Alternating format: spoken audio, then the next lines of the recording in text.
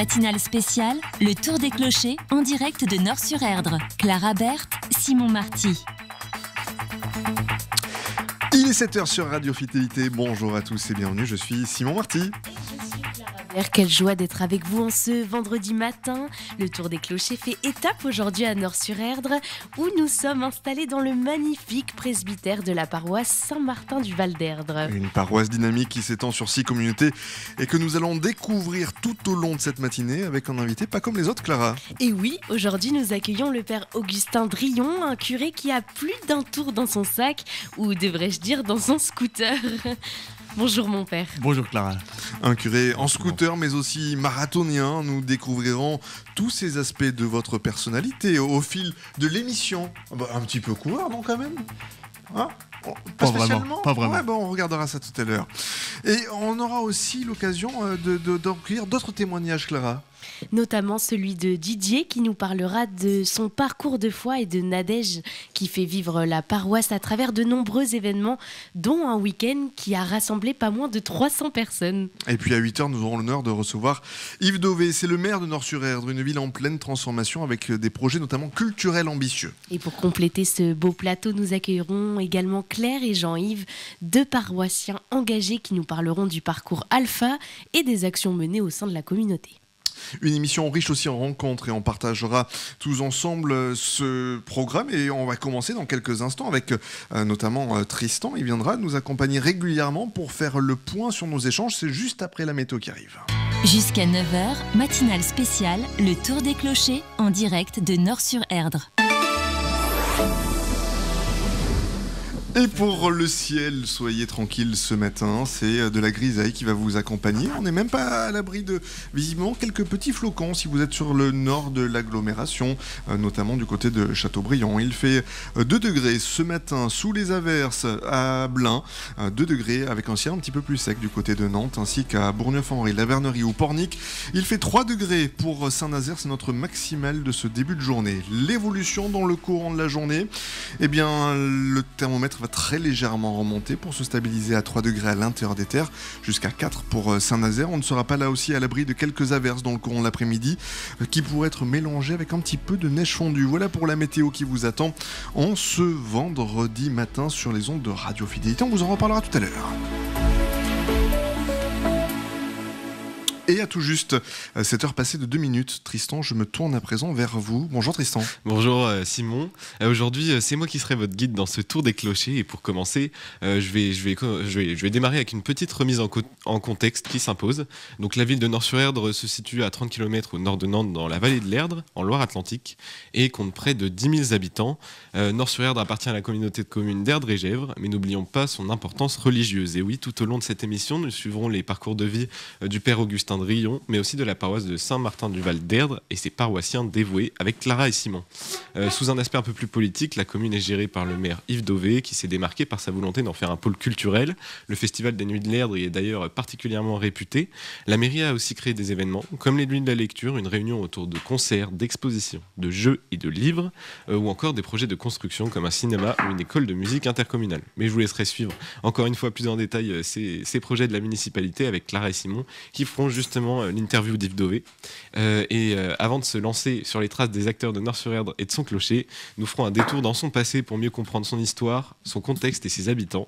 Donc historiquement parlant, la ville est principalement connue pour son attractivité maritime grâce à l'Erdre qui la traverse et pour ses mines de charbon. Mais je vais éviter de nous perdre tout de suite dans les longs chemins sinueux de son histoire et je vous laisserai découvrir avec Anne et Lilian tout à l'heure, le moment venu. Sur ce, bon voyage à Nort-sur-Erdre. En direct de Nort-sur-Erdre, c'est le tour des clochers jusqu'à 9h. Et c'est donc le père Augustin Drillon que nous accueillons à présent sur les ondes. On va prendre le temps, père, de faire un petit peu connaissance et on commence avec Clara. Père Augustin, du coup, vous êtes curé de la paroisse Saint-Martin du Val-d'Erdre depuis maintenant quelques années. Comment définiriez-vous cette paroisse ? Alors, je suis curé depuis 9 ans dans cette paroisse Saint-Martin du Val-d'Erdre et aussi en même temps curé de la paroisse d'à côté, Saint-Pierre-sur-Loire, que j'essaierai de ne pas complètement oublier, même si vous êtes à Nort-sur-Erdre aujourd'hui. C'est une paroisse rurale et en même temps proche de Nantes, donc avec une communauté quand même tournée vers Nantes. une communauté vivante sur son gros clocher de Nort-sur-Erdre, avec des communes, j'allais dire, satellites, qui sont Casson, Les Touches, Petit-Mare, Notre-Dame-des-Langueurs et Joué-sur-Erdre. Votre paroisse regroupe 6 communautés locales. Comment arrivez-vous à coordonner cet ensemble ? Eh bien, c'est tout l'enjeu d'être prêtre dans une paroisse rurale. C'est-à-dire qu'il faut exactement coordonner le gros clocher de Nort-sur-Erdre assez central, et puis les 5 petits clochers autour, qu'il ne faut pas oublier, qu'il s'agit d'honorer, qui se font remarquer si on les oublie, et qui pourtant sont attirés par Nort-sur-Erdre. Et l'église Saint-Christophe est l'une des plus vastes du département. Quel rôle joue-t-elle au sein de Nort-sur-Erdre ? Alors c'est une des plus vastes du département. J'ai proposé à l'évêque d'en faire sa cathédrale quand la cathédrale a brûlé, lors de son passage pour la messe chrismale dernièrement. Bon, il a trouvé que la sacristie était belle, mais quand même il est resté à Nantes. Le fait est que la vie liturgique à Nort-sur-Erdre est beaucoup plus attractive ou beaucoup plus déployée que dans les petits clochers. Alors le fait c'est que le samedi soir, on dit la messe dans les clochers, j'allais dire satellites, et puis le dimanche matin, la grand-messe, on va dire, se fait à Nort-sur-Erdre avec une liturgie un peu plus développée, plus de familles qui viennent plutôt le dimanche, alors que les anciens préfèrent la messe du samedi soir plus tranquille. Et vous traversez, donc vous devez vous joindre à 6 communautés locales. Vous devez un peu aller vite, traverser toute la ville. Parlons alors de votre moyen de transport qui fait beaucoup parler, le scooter 125. Alors le scooter 125, effectivement, me permet de me déplacer de manière un peu plus écologique, je pense, que ma voiture, puisque c'était ça un petit peu l'initiative d'avoir acheté ce scooter électrique. Ma voiture, elle pèse 1 tonne, mon scooter pèse 150 kilos. Je pense que, quelle que soit la manière de raisonner, je suis plus économique en énergie. Voilà, donc j'apprécie beaucoup mon scooter. Il faut prier que j'ai pas trop d'accidents avec et que je sois bien attentif quand je conduis. Voilà. C'est cette image un peu décalée, est-ce que c'est aussi une façon pour vous d'aller vers les gens ? Eh bien, disons que quand j'arrive dans la cour d'école au collège de Ligné, où je fais mon petit cours de caté toutes les semaines, c'est sûr que les élèves me remarquent avec mon scooter que je gare parmi leurs vélos et leurs autres trottinettes. Voilà. Vous venez aussi d'une famille de 11 enfants, dont une religieuse. Est-ce que vous pouvez un peu nous en parler ? Voilà, je suis d'une famille de 11 enfants. Comme vous l'avez dit, j'ai une petite sœur qui est décédée, donc on reste 5 garçons et 5 filles. Voilà, mes parents sont divorcés. Je suis d'une famille où maman était profondément chrétienne.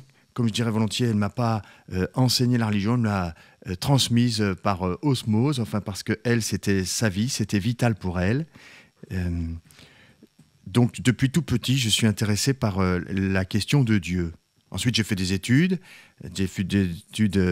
Architecte, c'est ça ? Non, en ingénieur. Ingénieur. Fait prépa, puis j'ai fait ingénieur. Et juste après mon école d'ingénieur, je suis rentré au séminaire. Après avoir fait le service national, quand même, il y a le service national encore à l'école.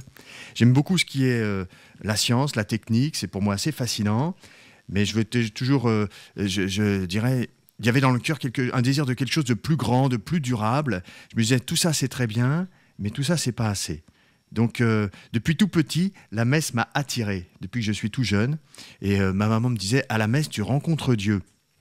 Et donc, j'allais à la messe aussi fréquemment que possible. J'allais à la messe le mercredi, j'allais à la messe si on n'avait pas école, j'allais le mercredi, j'allais le samedi, le dimanche, autant que j'ai pu, quoi. La rencontre avec Dieu est pour moi essentielle dans ma vie.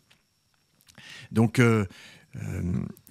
la rencontre avec Dieu, pour moi, c'est ce qui est au cœur de mon existence, c'est au plus intime, c'est de là que tout part dans ma vie.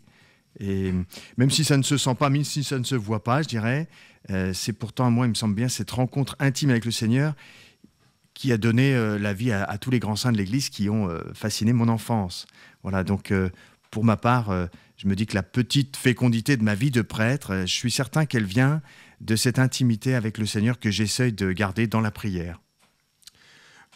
Père, on va peut-être faire, si vous le voulez bien, une pause dans votre rencontre. On aura l'occasion juste après d'évoquer un petit peu justement votre foi, comment l'appel est arrivé, essayer de creuser un petit peu ces aspects-là, mais comme tous les matins à 7h10, et dans 5 secondes, il va être très précisément à 7h10, on prend toujours le temps de suivre l'évangile du jour. Alors je vais vous proposer qu'on écoute ce matin le chapitre 6 de l'évangile selon saint Marc, c'est les versets 14 à 29 que l'on va entendre commentés par le père Roblot.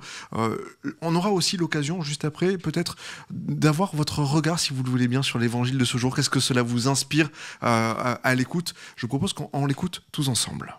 Évangile de Jésus-Christ selon saint Marc. En ce temps-là, comme le nom de Jésus devenait célèbre, le roi Hérode en entendit parler. On disait « C'est Jean, celui qui baptisait. Il est ressuscité d'entre les morts, et voilà pourquoi des miracles se réalisent par lui. » Certains disaient « C'est le prophète Élie. » D'autres disaient encore « C'est un prophète comme ceux de jadis. » Hérode entendait ces propos et disait « Celui que j'ai fait décapiter, Jean, le voilà ressuscité. » Car c'était lui, Hérode, qui avait donné l'ordre d'arrêter Jean et de l'enchaîner dans la prison, à cause d'Hérodiade, la femme de son frère Philippe, que lui-même avait prise pour épouse. En effet, Jean lui disait « Tu n'as pas le droit de prendre la femme de ton frère. » Hérodiade en voulait donc à Jean, et elle cherchait à le faire mourir. Mais elle n'y arrivait pas, parce qu'Hérode avait peur de Jean. Il savait que c'était un homme juste et saint, et il le protégeait. Quand il l'avait entendu, il était très embarrassé. Cependant, il l'écoutait avec plaisir. Or, une occasion favorable se présenta quand, le jour de son anniversaire, Hérode fit un dîner pour ses dignitaires, pour les chefs de l'armée et pour les notables de la Galilée. La fille d'Hérodiade fit son entrée et dansa.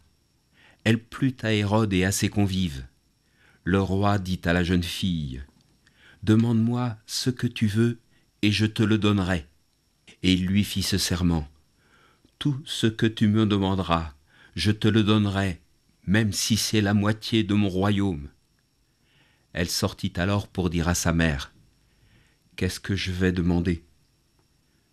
Hérodiade répondit « La tête de Jean, celui qui baptise. » Aussitôt, la jeune fille s'empressa de retourner auprès du roi et lui fit cette demande. « Je veux que, tout de suite, tu me donnes sur un plat la tête de Jean le Baptiste. » Le roi fut vivement contrarié, mais à cause du serment et des convives, il ne voulut pas lui opposer un refus. Aussitôt, il envoya un garde avec l'ordre d'apporter la tête de Jean. Le garde s'en alla décapiter Jean dans la prison. Il apporta la tête sur un plat, la donna à la jeune fille, et la jeune fille la donna à sa mère. Ayant appris cela, les disciples de Jean vinrent prendre son corps et le déposèrent dans un tombeau. Décidément, la mission des apôtres porte ses fruits. La renommée de Jésus est répandue partout. Déjà, les Nazaréens avaient appris de loin ce qui se passait dans les villes autour du lac. Maintenant, cette renommée atteint le sommet du pouvoir de Galilée. Hérode Antipas est frappé, et même, nous pouvons dire, préoccupé par ce qu'il entend au sujet de Jésus. Nul doute que la mission 2 par 2 des apôtres, qui eux aussi font des miracles, participent de cette renommée de Jésus. Les pensées d'Hérode forment dans l'évangile de Marc comme une parenthèse, un excursus. On dirait presque un procédé cinématographique où, pendant qu'une action se déroule, la mission des 12, 2 par 2, on raconte une autre histoire, les pensées d'Hérode. Et même un flashback, qui est le sordide récit de la décollation de Jean le Baptiste. Après ce récit, on reviendra demain à la mission des apôtres, plus exactement à leur retour de mission. Intéressons-nous d'abord aux pensées d'Hérode, s'interrogeant sur l'identité de Jésus.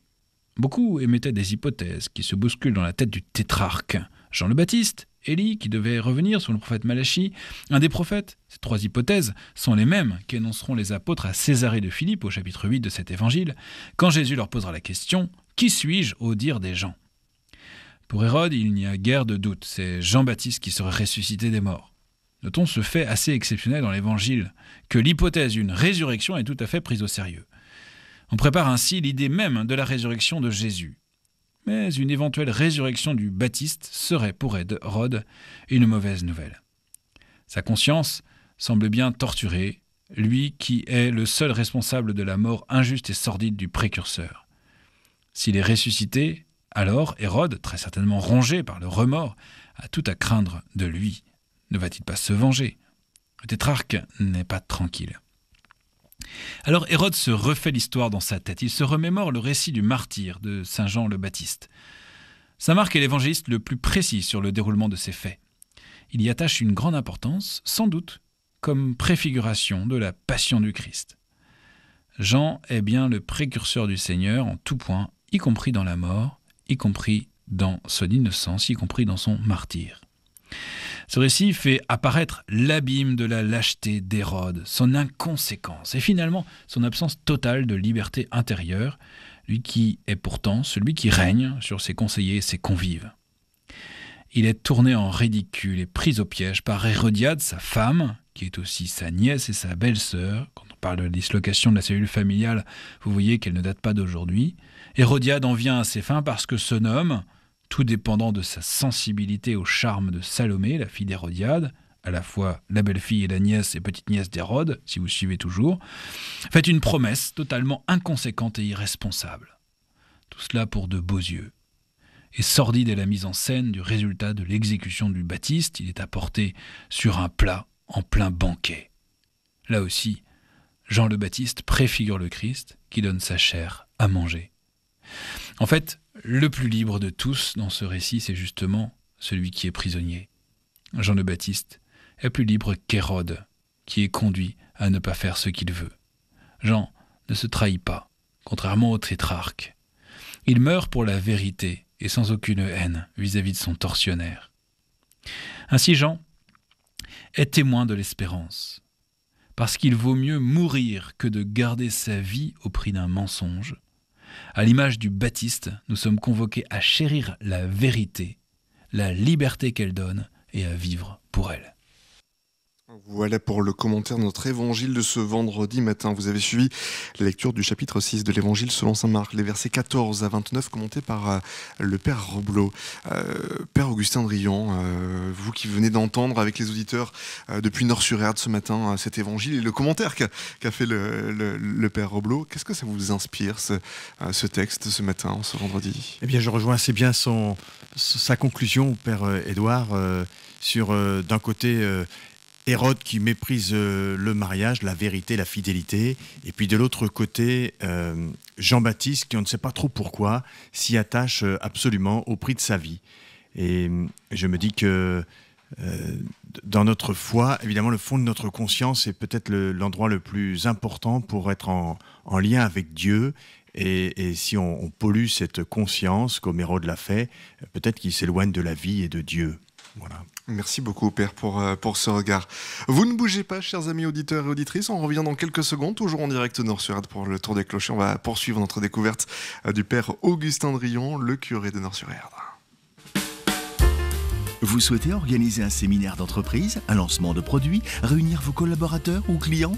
Le Carré des Délices, traiteur événementiel, est à vos côtés pour organiser votre réception. Au sein même de votre entreprise ou dans les lieux emblématiques de la région nantaise, nous vous accompagnons avec des solutions personnalisées afin de révéler votre identité culinaire. Retrouvez-nous sur www.lecarrédesdélices.com.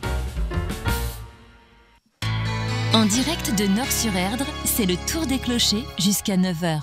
Et il est 7h18 sur Radio Fidélité. Clara, nous sommes toujours en compagnie du Père Augustin de Riant. Et oui, Père Augustin, vous êtes connu pour avoir une foi très communicative. Comment cela se traduit-il pour vous au quotidien?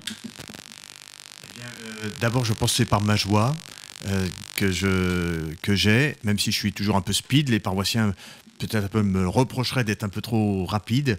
Mais ça, c'est peut-être mon tempérament, mon emploi du temps qui me permet d'aller de cette manière-là.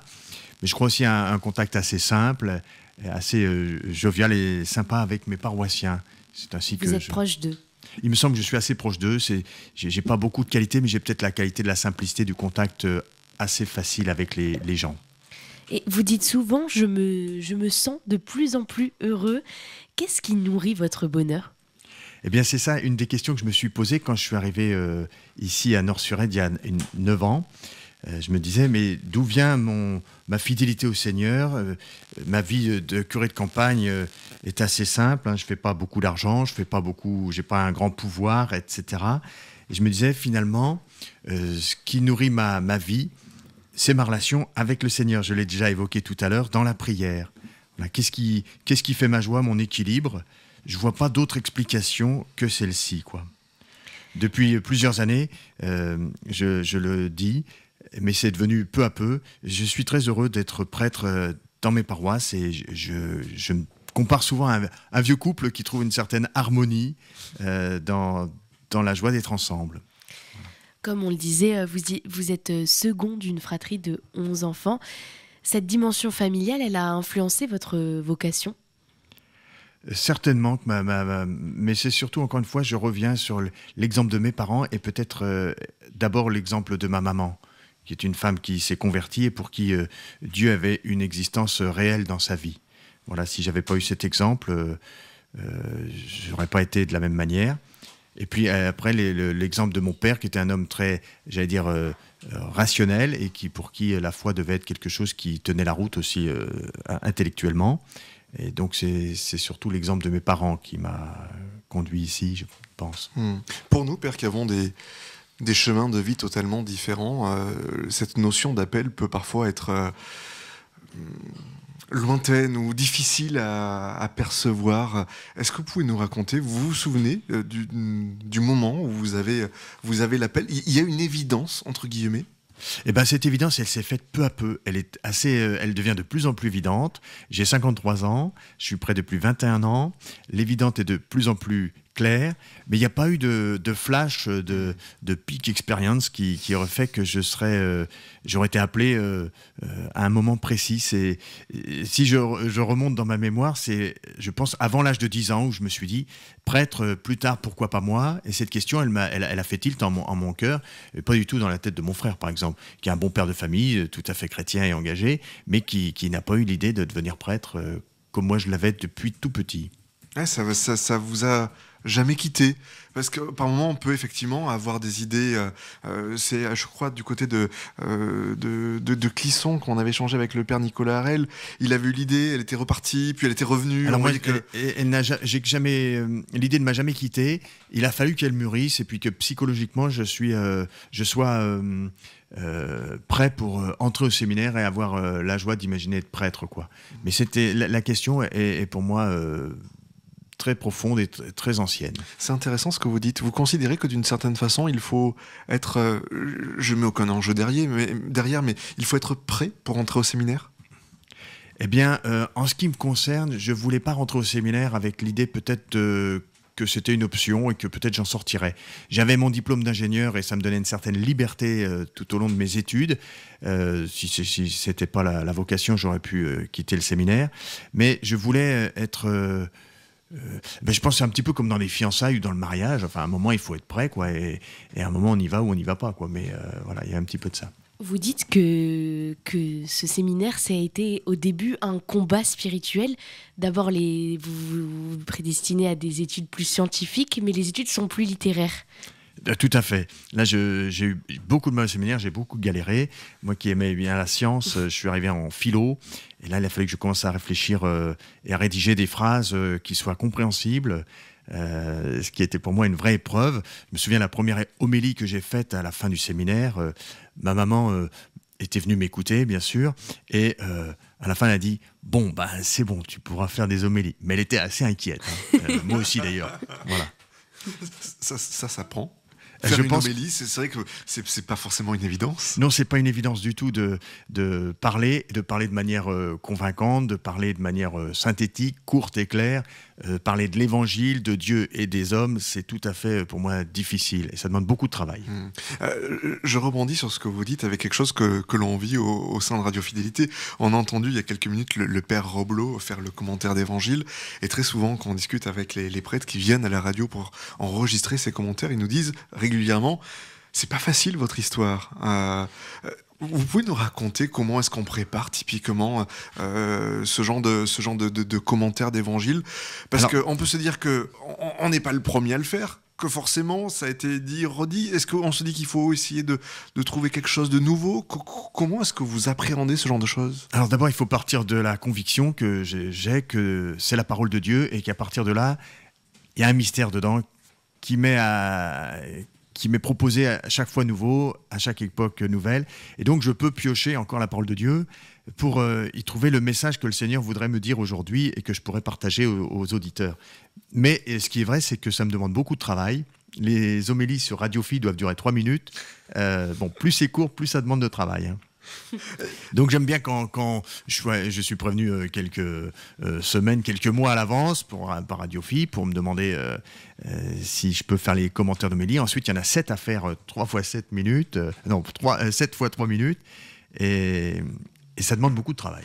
Et je le raconte pour nos auditeurs, vous êtes actuellement en train d'enregistrer des commentaires d'évangile justement pour la radio, donc ça vous parle tout particulièrement. À la radio, on ne voit pas le public. Les gens qui sont en train de nous écouter là ce matin, qui sont peut-être autour du petit déjeuner, dans la salle de bain, en voiture, au travail, à la maison, dans le lit, on ne peut que les imaginer. Mais le dimanche, quand vous êtes en train de célébrer, vos paroissiens, vous les voyez. Est-ce qu'il y a des dimanches où on se dit ça va être un petit peu plus compliqué quand on voit la tête des gens en face? Est-ce qu'on sent d'une certaine façon la salle, comme, excusez-moi le parallèle, mais comme un comédien pourrait sentir le public qu'il a quand il est au théâtre? Alors quand je suis à l'église, effectivement, mes communautés sont, j'allais dire, toutes différentes. Alors il y a les communautés du samedi soir qui ont leur physionomie, et puis la communauté du dimanche qui est une plus grosse communauté, plus jeune, plus bruyante. Et c'est sûr que j'essaie de parler de manière un petit peu plus adaptée à chacune des communautés. Je parle pas de la même manière le samedi soir et le dimanche matin, tout à fait. Après, la question, c'est surtout pour moi, est-ce que j'ai une homélie qui me semble belle et pertinente à partager, quoi. Quelquefois, c'est un petit peu plus aride. J'ai pioché la parole de Dieu comme taper sur une noix coco et je sais pas ce qu'elle m'a donné. Des fois, voilà. Il y a des jours, permettez-moi un dernier parallèle, quand en radio on se réécoute quelques mois auparavant ou quelques mois après, pardon, on se dit là, ce jour-là, j'étais vraiment pas terrible. Est-ce que ça vous arrive de relire des homélies? C'est ça, c'est de relire des homélies et de me dire mais comment j'ai fait pour dire quelque chose comme ça dont je ne suis pas trop. Alors le fait est que quand un texte d'homélie, le père Adrien Candiard, qui nous avait fait une formation sur les homélies, disait le texte, une fois que l'homélie est prononcée, ça devient le cadavre d'une homélie. D'accord, donc le texte d'une homélie que les gens demandent tous, il y manque la vie quand même. Voilà, et je pense que c'est assez pertinent comme image. Ouais. Et vous essayez de vous rapprocher de vos paroissiens le plus possible et vous tentez une approche moderne de la communication. Vous avez des messages vidéo ou des homélies en ligne. Pourquoi avoir décidé ce choix? Eh bien ça, c'est les paroissiens qui m'ont proposé de mettre les homélies en ligne. Et j'ai dit pourquoi pas. Alors, je trouve ça assez presque ludique de se mettre en ligne. Moi, ça me permet de m'écouter une fois ou l'autre de temps en temps, dans le but d'être encore une fois plus clair à l'oral, quoi. Je sais que mes paroissiens apprécient quand je suis clair, savent me dire quand j'étais un peu confus. Et pour moi, c'est très important de passer beaucoup de temps à préparer l'homélie. James Malone, qui est un prêtre canadien, disait le dimanche, on touche 80% de la communauté.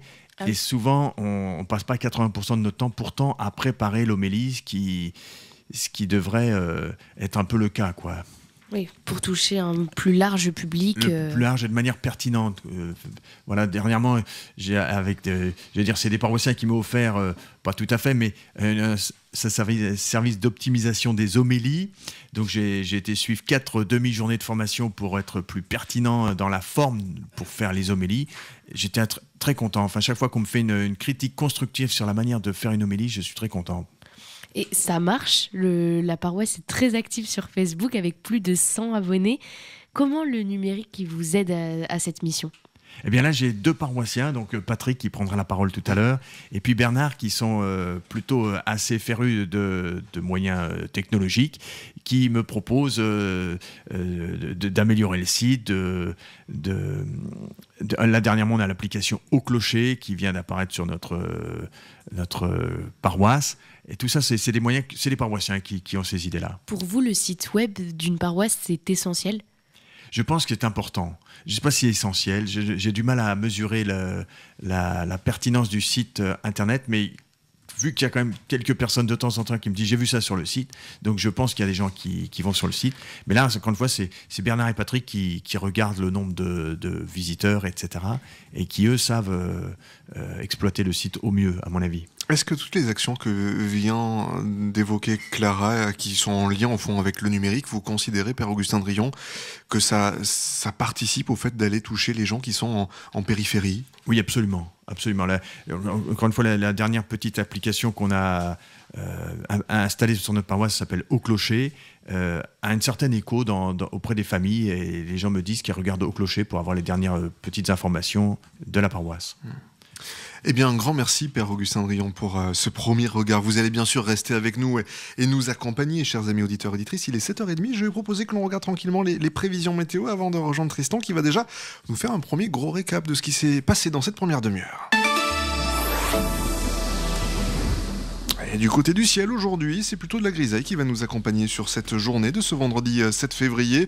On n'est pas à l'abri de quelques petits flocons de neige si vous êtes sur le nord du département. Pour nos amis de Châteaubriand, c'est plutôt des averses si vous êtes à Guémené, du côté de Blain ou en direction de Saint-Nazaire. Le temps devrait rester sec ce matin si vous êtes en Sud-Loire, notamment pour la métropole nantaise ou en allant vers Pornic. En tout cas, dans tous les cas, ça sera de la grisaille et pour tout le monde.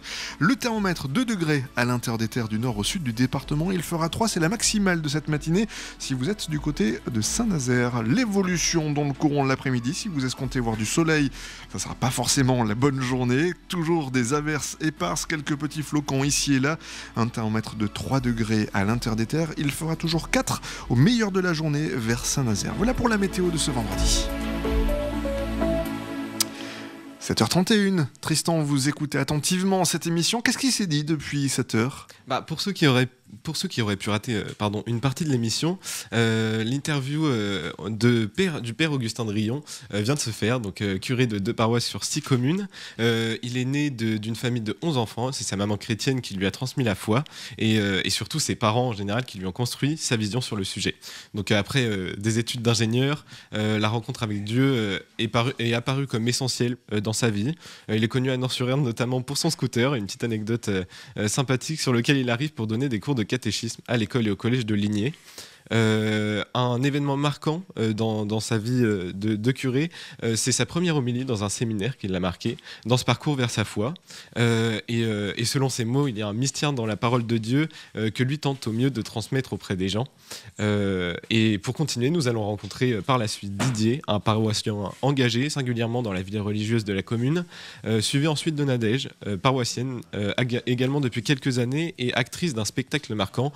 Je vais laisser Clara et Simon reprendre la parole et vous en dire plus sur le sujet, et je vous retrouve à 8h pour le dernier récapitulatif. Merci beaucoup, Tristan. Jusqu'à 9h, matinale spéciale, le Tour des Clochers, en direct de Nort-sur-Erdre. Il est 7h33 et oui, nous sommes en direct de Nort-sur-Erdre ce matin et nous venons d'être rejoints par Didier. Bonjour Didier. Bonjour Simon, bonjour les auditeurs. Merci beaucoup d'être avec nous ce matin, Didier. Alors Didier, on va peut-être prendre quand même quelques instants pour vous présenter vis-à-vis de nos auditeurs. Vous êtes un paroissien, vous allez un petit peu nous relater votre expérience. Peut-être pour commencer, juste en quelques mots, vous pouvez, Didier, nous parler de votre parcours avec la foi. Oui, tout à fait. Donc je suis paroissien à Nort-sur-Erdre depuis l'année 2010. Et donc mon parcours de foi démarre dans mon enfance, évidemment, avec des parcours, comment dirais-je, né dans une famille chrétienne, hein. Et puis j'ai continué à garder la foi. Ces valeurs vous ont accompagné tout au long de votre vie? Tout au long de ma vie, depuis mon enfance, et jusqu'à maintenant encore, ma foi est restée intacte. Voilà ce que je peux dire pour commencer. Vous dites que l'Église n'a jamais été aussi vivace à Nort-sur-Erdre, c'est-à-dire? Oui, c'est ce que j'observe. Malgré ses apparences, l'Église d'aujourd'hui n'a jamais été aussi vivace, je crois. Alors, pour quelle raison? C'est parce que, à cause d'une notion que j'observe, que nous observons assez facilement entre nous, c'est la joie de croire ici, me semble-t-il. C'est-à-dire? Alors, c'est-à-dire, on observe que le désir de participer dans les groupes, dans les activités paroissiales, pas pour le plaisir du succès, pas du tout, mais dans la confiance de la parole du Christ qui est semée, entretenue dans le cœur de chacun. Et ça représente, on est vraiment pleinement ici, je crois, dans l'amour de Dieu, la joie, la paix. Et cela représente un peu la paroisse de Saint-Martin du Val-d'Erdre, avec ses 11 clochers dont vous venez de parler. Vous arrivez à expliquer un petit peu justement cet engouement, vous en tant que paroissien? Parce que c'est une communauté paroissiale présente, on observe, elle est présente dans toute sa dimension sociale, dans un climat de confiance, de paix, établi discrètement par le curé de la paroisse, le père Augustin, et les prêtres qui l'accompagnent, les diacres qui délèguent et assurent l'harmonie de la paroisse. Et les paroissiens aussi, comme vient d'expliquer le père Augustin, sont très attachés aux enseignements et aux liturgies, homélies de qualité. Aujourd'hui, est-ce que vous considérez justement que vous êtes, tout comme Matthieu pouvait l'écrire à titre personnel, un chrétien heureux? Oui, ouais, c'est vrai que les petits signes visibles dus justement aux médias nouveaux, que sont les WhatsApp, les SMS et tout ce qui existe pour communiquer assez rapidement, ces moyens modernes qui permettent à chacun de s'exprimer gratuitement, quoi. Et on observe ça, je vois Geneviève qui ajoute, en invitant sa chorale paroissiale, qui ajoute qu'elle a un plaisir à chanter ensemble, que récemment on aperçoit que la belle journée de préparation au mariage où les futurs mariés témoignent avec amour et foi. Donc on est dans cet esprit-là, quoi. Dans un esprit, alors c'est ce que je disais, quoi, dans un esprit vivace, dans une église vivace, quoi. Dans quelques instants, on va évoquer la soirée mémorielle pour les victimes des violences sexuelles dans l'Église, mais peut-être juste avant, Père Augustin de Riant, quand vous évoquez Didier, nous raconter un petit peu ce lien tendre, affectif, présent qui est avec la paroisse. J'imagine que pour le curé, forcément, ça fait chaud au cœur. Tout à fait. Alors je pense au projet, à la vision paroissiale que nous avions rédigée avec l'équipe d'animation paroissiale il y a quelques années. Et dans cette vision paroissiale, le mot qui revenait un peu dans toutes les visions des participants, c'était le mot famille. On voulait que notre paroisse soit comme une famille autour du Christ et joyeuse de partager sa foi et sa joie. Donc je partage avec Didier cette idée que notre paroisse est un peu comme une famille. Didier, cette soirée mémorielle pour les victimes des violences sexuelles dans l'Église, à titre personnel, elle vous tenait à cœur? Comment? Cette soirée mémorielle pour les victimes des violences sexuelles dans l'Église, elle vous tenait, vous, à cœur particulièrement? Ah oui, tout à fait, oui. Alors, je suis malheureusement victime donc des abus et violences sexuelles dans l'Église. Elle me tient à cœur parce que je tiens toujours à témoigner que malgré cette blessure profonde, ces 60 années de silence, eh bien, j'ai pu garder la foi, justement. Ça faisait partie de mon parcours de foi depuis ma petite enfance. J'ai cette blessure, et ma foi est restée absolument intacte, quoi. Et parce que chaque jour, alors pourquoi est-elle restée intacte? C'est surtout le témoignage que je veux donner. C'est un témoignage d'espérance, quoi. C'est-à-dire que chaque jour, ma confiance est dans le Seigneur et que parce que les abus sexuels dans l'Église et ailleurs, et pas que dans l'Église, ne sont pas l'œuvre de Dieu. C'est absolument... J'ai réussi à comment intégrer cela. C'est absolument indissociable que si nous mettons notre confiance dans le Seigneur, on sait que ce n'est pas l'œuvre de Dieu, et vice-versa, sachant que ce n'est pas l'œuvre de Dieu, donc on met sa confiance dans le Seigneur. Père Augustin, juste avant que je redonne la parole à Didier, c'est vrai que beaucoup, notamment quand le scandale a éclaté, quand la SIAZ s'est penchée, quand on a découvert l'ampleur du phénomène que cela pouvait représenter, certains ont pu douter. Vous comprenez que, typiquement, à l'inverse de Didier, qui dit que sa foi est restée et qu'il a su séparer d'une certaine façon le bon grain de l'ivraie, est-ce que vous comprenez que certains aient traversé des phases difficiles, et même parfois encore aujourd'hui ? Bien sûr, ça se comprend, me semble-t-il, assez naturellement. Ce que je souhaite, moi, c'est que après la phase de révolte,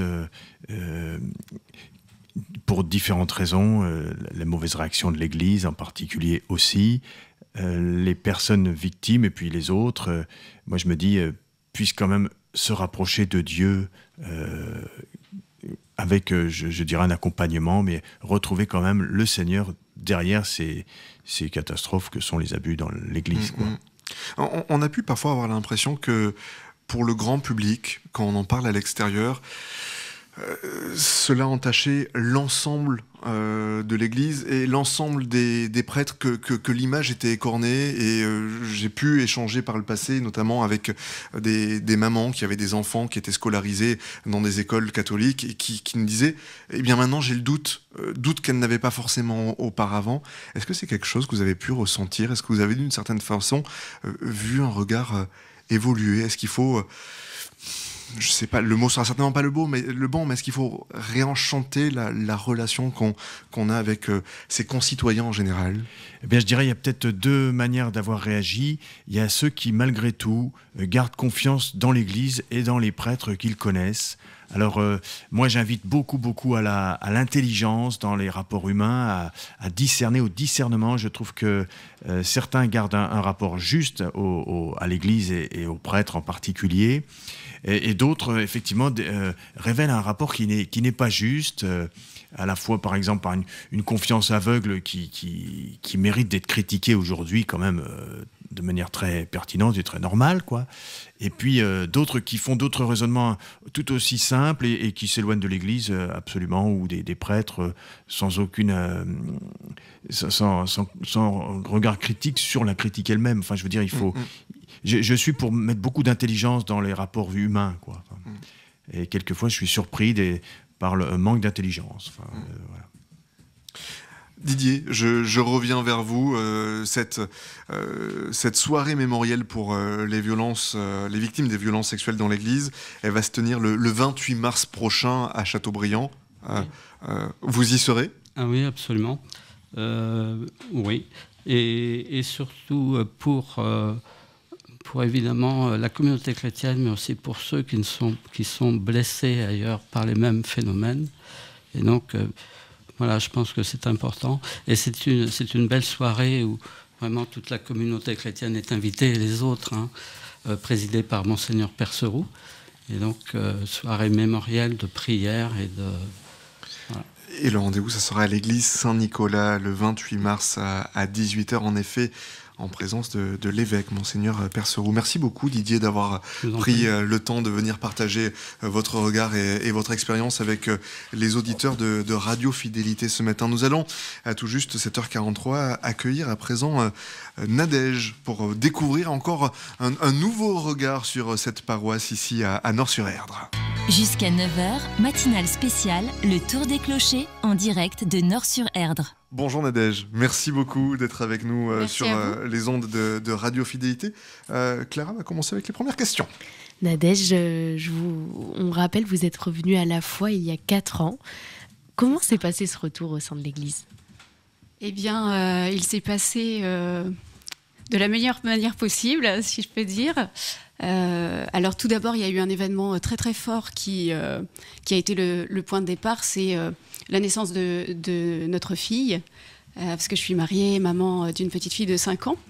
Et c'est grâce à la préparation de son baptême, en réalité, que nous avons repris contact avec la paroisse, avec la communauté. Et au cours des réunions de préparation au baptême, avec notre diacre Guy Bréjon ainsi que son épouse, il nous a été proposé, il m'a été proposé de rejoindre l'équipe de préparation à la confirmation qui était en train de démarrer le cheminement. Et voilà, ça a été une grande joie de les rejoindre et ça a été le point de départ.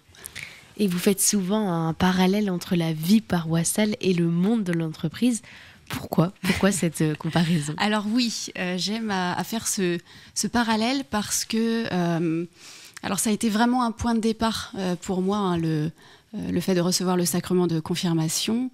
Alors tout d'abord, j'aimerais démarrer par un passage de l'Évangile qui me tient particulièrement à cœur, qui se trouve au chapitre 3 du livre de l'Apocalypse, qui est « Voici que je me tiens à la porte et je frappe ».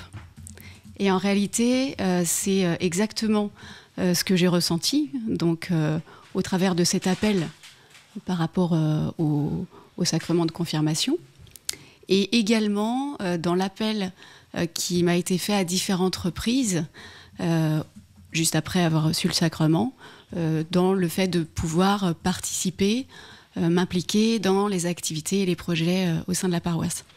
Et on parle de vos projets, vos engagements. Comment cette expérience professionnelle elle vous aide dans vos engagements? Eh bien, justement, il y a un côté entrepreneurial qui est très très fort et que j'ai ressenti tout de suite au sein de la paroisse dans la mise en œuvre des projets.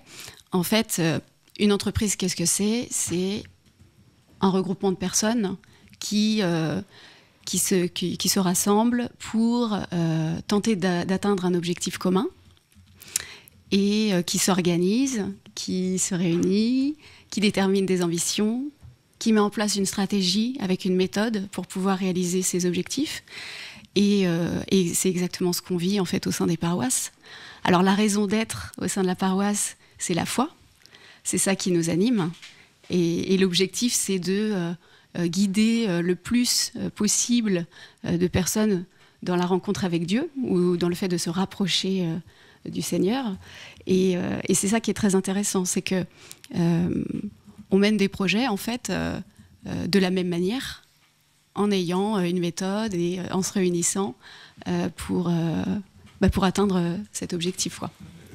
C'est intéressant, Nadège, parce que vous déclinez quasiment vraiment le vocabulaire du monde professionnel, notamment quand vous évoquez la raison d'être, qu'on va très souvent retrouver quand on se réunit, qu'on essaie de revoir un petit peu dans une boîte quelles sont nos valeurs, auprès de qui on va s'adresser. Exactement. C'est exactement ça. Mais pour que ça puisse exister, ça montre que déjà, en fait, il y a quand même un engagement, et c'est peut-être ça qui peut faire la différence par rapport à certaines personnes qui se contentent d'aller à la messe le dimanche et de repartir.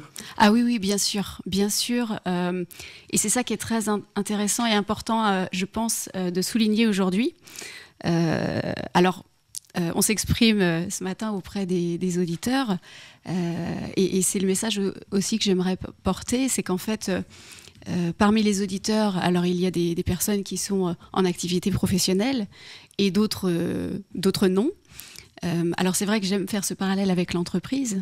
Mais finalement, même dans nos vies personnelles, nous sommes amenés à conduire des projets, à organiser des événements, réaliser nos rêves, voilà, construire notre chemin de vie. Et en fait, le message, il s'adresse à tout le monde. Nous mettons en œuvre des talents, hein, nous utilisons les talents que le Seigneur nous a confiés pour pouvoir mener à bien nos projets dans tous les domaines. Et ce qui est intéressant, c'est que dans la paroisse, au sein de la paroisse, on a la possibilité d'agir de cette manière. Nadège, vous ne bougez pas, il est tout juste 7h48. On est obligé de faire une petite pause. On revient dans quelques instants sur les ondes de Radio Fidélité. À tout de suite. Jusqu'à 9h, matinale spéciale, le Tour des Clochers, en direct de Nord-sur-Erdre. Ne bougez pas, Fidélité Matin revient dans quelques instants. Une fenêtre Jeannot, c'est un cadre. comme celui d'un tableau. C'est un cadre de vie, le vôtre. Depuis plus de 50 ans, le réseau français de menuisiers créateurs Jeannot conçoit et pose des fenêtres et portes sur mesure pour vous aider à créer vos plus beaux cadres de vie. Jeannot, menuisier créateur. Changez votre cadre de vie sur jeannot.com. Envie de découvrir de nouveaux horizons et de marcher vers l'essentiel? Les 28 février et 1er mars, la Manufacture de Nantes vous ouvre ses portes pour le 3e Forum nantais des chemins. Rencontrez plus de 35 associations de passionnés, participez à des ateliers comme préparer son sac à dos, échanger avec des auteurs, découvrez une boutique de matériel de marche et laissez-vous inspirer par une exposition d'aquarelles. Un événement à ne pas manquer pour trouver votre prochain chemin de pèlerinage. 3e Forum nantais des chemins, Manufacture de Nantes, 10 boulevard Stalingrad. Toutes les infos sur haltepèlerine44.fr. En direct de Nord-sur-Erdre, c'est le Tour des Clochers jusqu'à 9h. Et en effet, nous sommes en direct de Nord-sur-Erdre ce matin dans notre matinale spéciale, le Tour des Clochers. Nous allons nous retourner vers Nadège, mais juste avant, Père Augustin Drillon, vous l'écoutez comme les auditeurs nous parler ce matin. Sincèrement, quand on voit des paroissiens investis comme ça, qui abordent même les choses, je trouve, avec méthode, ça doit être un bonheur pour le curé. Tout à fait, c'est un grand bonheur d'avoir des paroissiens, comme vous dites, comme Nadège, qui s'investissent avec méthode. Et moi, j'aime beaucoup la comparaison de la paroisse avec l'entreprise, même si, évidemment, cette comparaison est limitée. La paroisse n'est pas exactement une entreprise, c'est plutôt une famille. Mais quand même, je trouve que cette approche avec des coachs, avec différentes associations telles que Talentéo, Vivendo, etc., permettent de mettre un petit peu d'efficacité dans des procédures paroissiales qui sont quelquefois un peu poétiques, quoi. Est-ce que ça parle peut-être un petit peu plus à l'esprit cartésien, j'imagine, du scientifique qui est derrière vous ?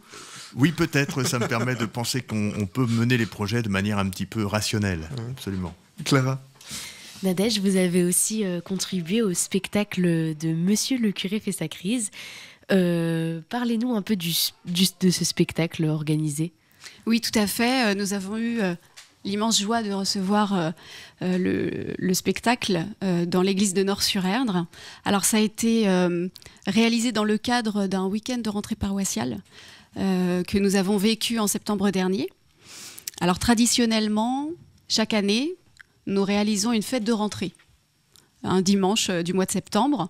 Et là, 300 personnes mobilisées, c'est ça, pour le week-end de rentrée ? Alors oui, alors 300 personnes ont assisté au spectacle. Hein. On n'avait pas forcément 300 personnes tout le week-end, mais ce qui est intéressant, c'est que cette année, nous avons eu la possibilité de réaliser un congrès mission locale. C'était la proposition en 2024 un peu innovante. Et j'ai rapidement été contactée à peu près il y a un an, à la même époque, par Magali Auray, qui est coordinatrice paroissiale au sein de la paroisse de Nord. Et Magali m'a demandé de m'associer à elle pour coordonner ce projet. Alors on a été extrêmement nombreux, hein, vous imaginez bien, à organiser cela.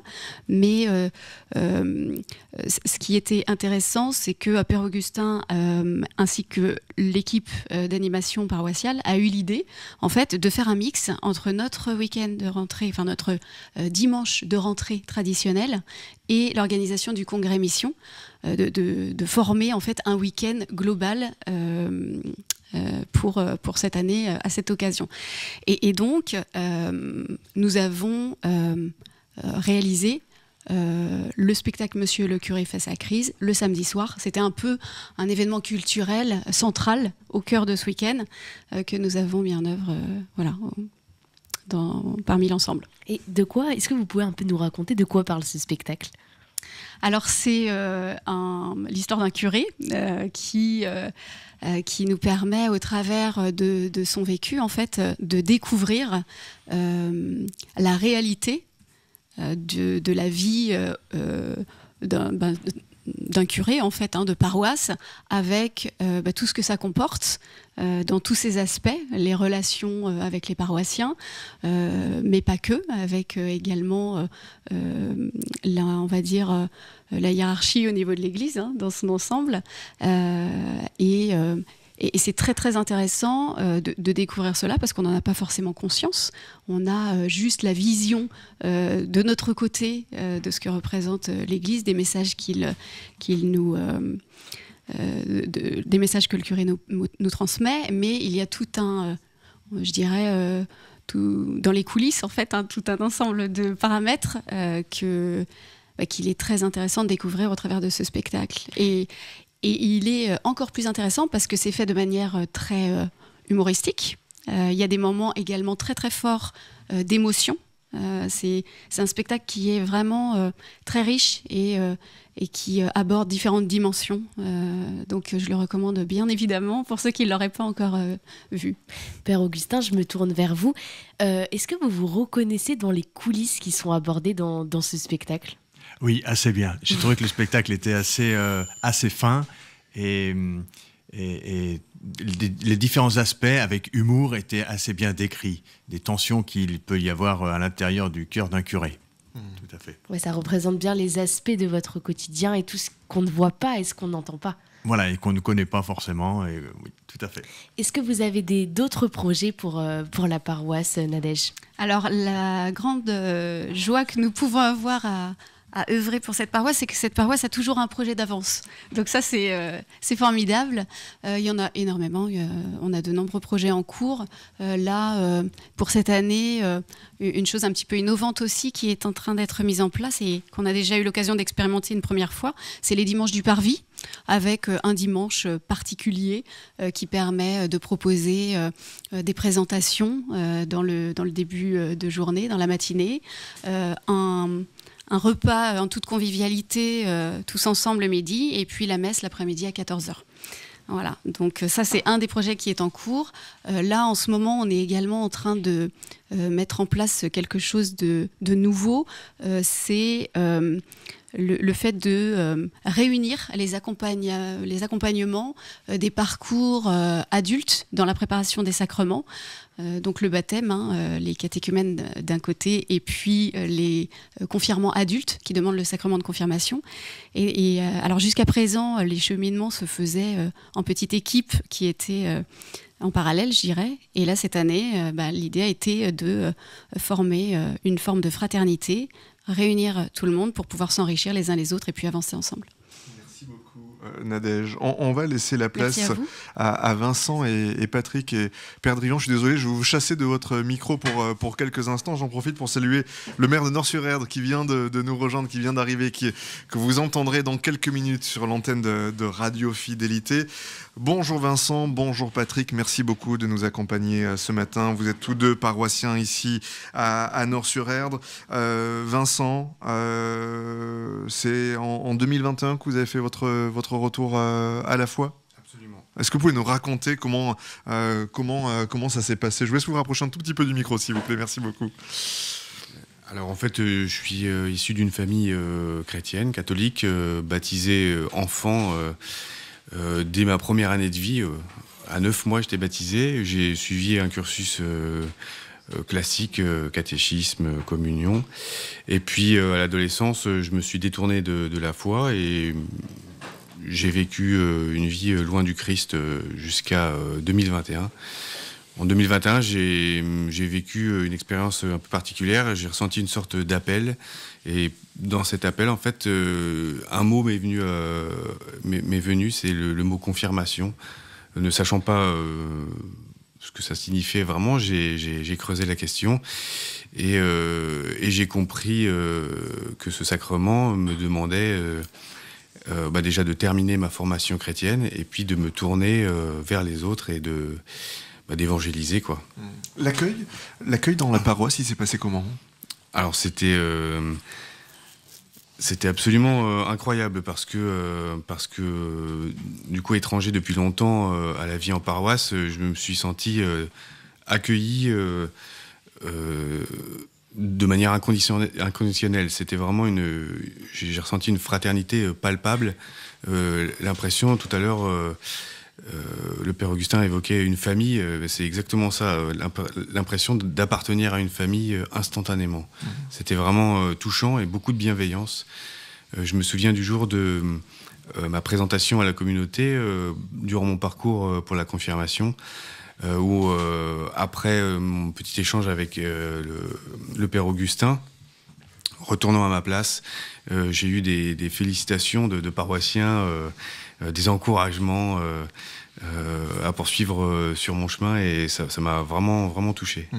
Patrick, bonjour. J'imagine que ce que vient de nous évoquer Vincent, ça vous étonne pas spécialement. Vous, cette paroisse, vous la connaissez depuis de nombreuses années? Oui, ça fait 43 ans que je suis ici, donc effectivement, j'ai connu un peu tous les aspects de la paroisse, et je pense surtout à la parole de Jésus disant « Je suis venu sur terre, non pas pour être servi, mais pour servir ». Donc effectivement, être au service de sa paroisse, je dirais que c'est un petit peu ce qui m'a guidé depuis mon arrivée, et je dirais que ça s'est fait naturellement, puisque à chaque fois, on est sollicité, et même des fois beaucoup. Et donc, quand on dit être au service de sa paroisse, ça veut dire quoi, en tout cas pour vous, Patrick, sur ces 43 années passées à la paroisse de Nort-sur-Erdre, ça s'est décliné comment? Alors, tout naturellement en fonction de mon chemin de vie. Au début, j'étais parent de jeunes enfants, donc j'ai été sollicité. J'étais d'abord président de l'OGEC, des écoles catholiques. Ensuite, j'ai été sollicité pour faire la catéchèse en 6e et en 5e au collège Saint-Michel pendant 6 ans. Et après, tout naturellement, j'ai embrayé, si je puis dire, sur la préparation à la confirmation, puisque ceux que j'avais eus en catéchèse ont préparé ensuite leur confirmation. Et puis un point important aussi, j'avais été appelé, c'est ça qui m'avait frappé, pour être membre du groupe d'accompagnement de notre diacre Guy. Et ça, c'était un moment fort aussi dans ma vie de paroissien. Et puis tout naturellement, après, j'ai fait partie de l'EAP, je me suis occupé aussi d'organiser des pèlerinages à Sainte-Anne-d'Auray, même à l'île Bouchard, où on a eu un moment de grâce, puisqu'on a pu rencontrer une des petites filles qui avait vu la Vierge, et donc on était comme saint Thomas, on dit ça y est, j'ai vu, je crois. Donc, et puis maintenant, je termine un peu ma carrière, entre guillemets, en étant officiant aux funérailles depuis 5 ans. Et puis c'est pas, il reste encore plein de choses à faire. Vous ne bougez pas, on revient juste dans quelques secondes, car il est 8h.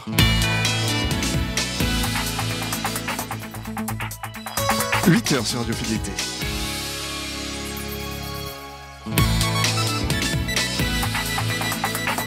Matinale spéciale, le tour des clochers en direct de Nort-sur-Erdre. Clara Berthe, Simon Marty. Eh bien oui, avec Clara, nous sommes ravis de vous accueillir en ce vendredi matin. Si vous venez de rejoindre l'écoute de Radio Fidélité, nous sommes le 7 février et nous avons posé nos valises et nos micros à Nort-sur-Erdre à l'occasion de ce nouveau tour des clochers. Le père Augustin de Rion, le curé de la paroisse, nous accompagne depuis ce matin. Vous l'entendrez tout à l'heure, dans quelques instants. C'est le maire qui va venir nous parler de cette ville en l'occasion d'évoquer un petit peu les projets qu'il peut avoir et puis le climat politique aussi actuel, mais pas que, bien évidemment. Nous sommes aussi accompagnés par de nombreux paroissiens qui viennent nous livrer leur regard sur cette paroisse. Dans quelques instants, on reviendra vers Patrick et Vincent pour partager avec eux un petit peu leur expérience ici à Nort-sur-Erdre. Voilà un petit peu pour le programme qui vous attend. Et puis on n'oubliera pas à 8h30 le journal de Radio Vatican. Vous vous installez confortablement. C'est Radio Fidélité, le tour des clochers. Je reste avec vous pour encore quelques instants, Patrick, Vincent. Vincent, quand vous entendez Patrick qui nous relate un petit peu l'ensemble de son parcours sur les dernières décennies au sein de cette paroisse, est-ce que c'est inspirant pour quelqu'un qui revient? Alors bon, vous n'êtes pas revenu il y a 6 mois, on est bien d'accord, mais est-ce qu'on en tire quelque chose? Alors effectivement, c'est un parcours qui est impressionnant, et je comprends tout à fait la motivation, parce que depuis ma confirmation, j'ai participé à plusieurs activités au parcours Alpha. J'accompagne avec Nadège, qu'on a entendu tout à l'heure, les sacrements adultes, et je m'occupe de la catéchèse de l'école primaire Sainte-Marie à Petit-Mars. Et donc, effectivement, le parcours qu'on vient d'entendre, impressionnant, est à la fois motivant, parce qu'on se dit qu'il y a toujours quelque chose à faire au sein d'une paroisse, et puis des choses variées, quoi. On peut changer, on peut vraiment s'adapter aussi à nos inspirations quotidiennes. C'est une façon de rendre aussi en quelque sorte ce que vous avez reçu? C'est exactement ça. J'ai tellement été bien accueilli, bien accompagné, bien entouré. Je me suis senti vraiment quand on parle de l'Église comme le corps du Christ avec le Christ à sa tête, c'est vraiment cette sensation de faire partie d'un tout et du coup d'avoir envie de participer à l'évolution de ce tout en fait. Patrick, est-ce que vous pensez que les gens qui sont un petit peu extérieurs à la paroisse ont conscience de la diversité de tout ce que peut faire un laïc au service de sa paroisse? Pas forcément, non. Je connais même des paroissiens qui disent des fois, c'est bizarre, le père curé, il est quand même pas si occupé que ça, il est occupé que le samedi et le dimanche finalement. Tout le reste de la semaine, il est tranquille. Et ils se rendent pas compte, effectivement, qu'au contraire, Nadège parlait d'une entreprise tout à l'heure, mais c'est vraiment une fourmilière en fait. Il y a toutes sortes de métiers, de compétences qui sont pour lesquels on est appelé et qui mettent justement en fonctionnement cette paroisse. Eh bien, un grand merci à tous les deux de nous l'avoir fait toucher du doigt. Nous allons à présent nous tourner vers Yves Dauvé qui va nous rejoindre à ce micro. Jusqu'à 9h, matinale spéciale, le tour des clochers en direct de Nord-sur-Erdre. Je vous laisse choisir, monsieur le maire, le micro qui vous inspire entre le vert et le bleu. Bonjour, merci beaucoup d'être avec nous ce matin sur les ondes de Radio Fidélité. Merci d'avoir répondu à notre invitation de bonne heure et merci de nous accueillir ici à Nord-sur-Erdre. Avec plaisir. On va peut-être commencer, si vous le voulez bien. On est le 7 février, l'année 2024 n'est pas encore très très loin de nous. Vous tirez un bilan de cette année 2024 qui vient de s'achever? Là, vous me prenez un petit peu au dépourvu, je ne le cache pas. C'est une année qu'on va dire pleine d'incertitudes, pleine de rebondissements. Et dans ce contexte un peu mouvementé, on va dire, je veux dire, il est nécessaire, en tous les cas, c'est ce que j'essaye d'impulser au niveau de la municipalité, d'avoir des zones de stabilité et de sérénité, quoi. Hein, non pas pour le plaisir de vous le dire, mais je pense que dans ce monde ponctué de points d'interrogation, je veux dire, il est bien qu'il y ait aussi des lignes et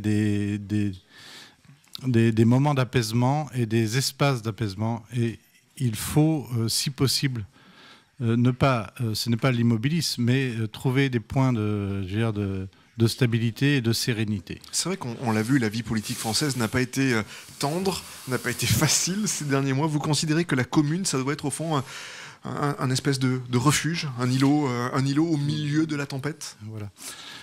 Je crois, c'est-à-dire que je ne considère pas que la commune doit être un îlot, je veux dire, fermé, coupé du monde. Hein, voilà, hein. Le débat est nécessaire, je veux dire, on a chacun nos convictions et que l'on défend des fois âprement. Bien sûr. Hein, mais je veux dire, ces débats-là doivent se passer dans un climat de sérénité, de respect, bien sûr. Hein, voilà. Donc, au niveau de la commune, comme celle de Nord-sur-Erdre, il y a aussi des échanges, des débats, des points de vue différents. Mais c'est la manière d'échanger et de les faire évoluer qui doivent être plus apaisants et plus sereins. Voilà. Et puis, il y a un autre élément.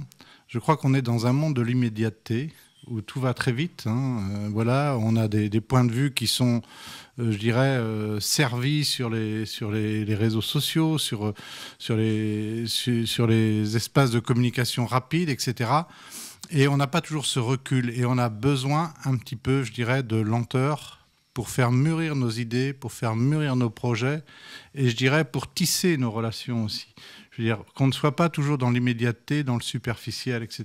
On a besoin de profondeur. Et de la profondeur, elle se développe avec le pôle culturel.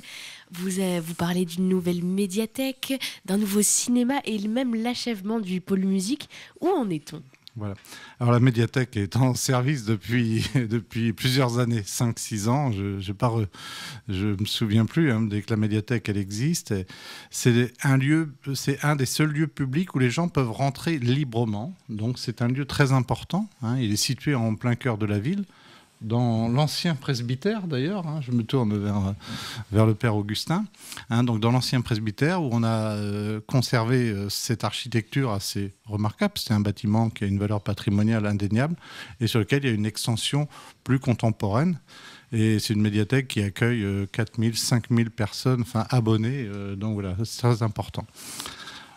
On achève là cette semaine, hein, pendant la réception des travaux qu'on appelle dans l'action municipale a eu lieu mercredi. C'est l'école de musique qui est aussi dans un bâtiment emblématique, puisque c'est l'ancienne école primaire de la ville, qui a été rénovée, qui a été conservée, et sur lesquelles on fait un pôle musique, hein, c'est-à-dire que l'école de musique intercommunale va pouvoir y développer son activité, et en même temps, elle va pouvoir accueillir l'Harmonie Saint-Michel et la chorale au fil de l'Erdre. Donc on a une réunion lundi pour essayer de discuter, dialoguer avec tous ces partenaires pour essayer d'utiliser, d'occuper cet espace le mieux possible. Je ne vous parlerai pas de l'importance de la musique et du chant, hein, bien évidemment, dans l'épanouissement personnel, et puis ce sont aussi des espaces de rencontre.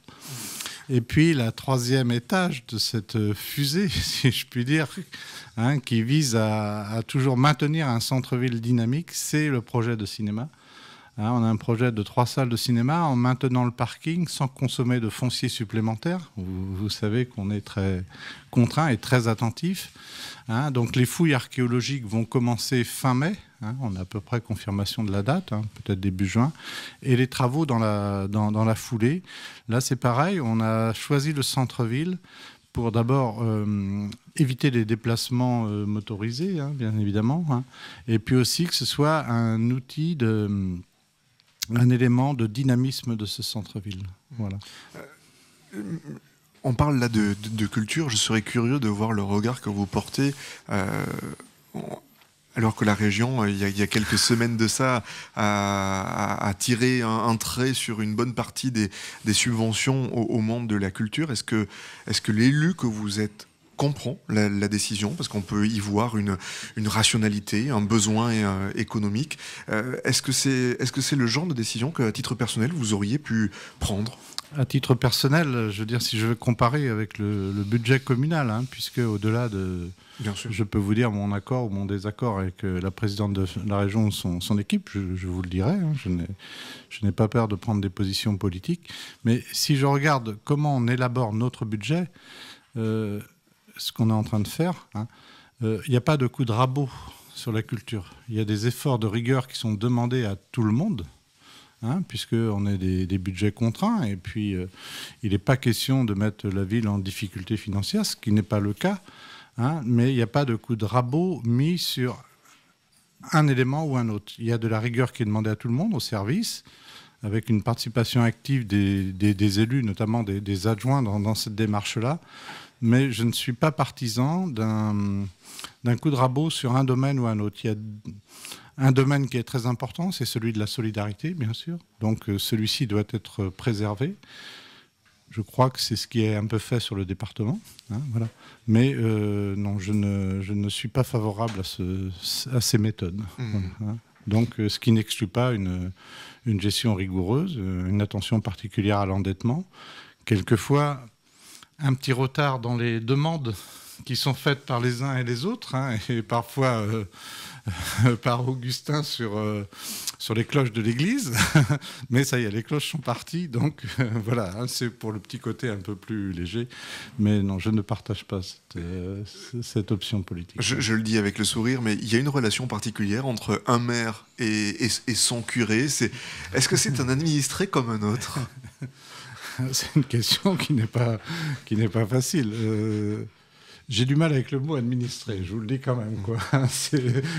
C'est une relation qui est un peu hiérarchique, qui me convient pas complètement. Je dirais que c'est bien évidemment un habitant, un citoyen, hein, comme un autre, mais quand même qui représente aussi la paroisse, qui nécessite aussi un respect total de ma part, hein, je le dis, et j'espère que c'est perçu comme tel, hein, d'être à l'écoute, d'être dans l'échange, hein, par rapport à l'engagement. Je dirais, tout engagement est respectable, je dirais, respecté à partir du moment où il s'inscrit dans le bien commun et l'intérêt général. Et je pense que les témoignages qu'il y a pu y avoir tout à l'heure l'attestent, hein. Au-delà du Père Augustin, c'est toute une équipe qu'il y a et qui s'engage.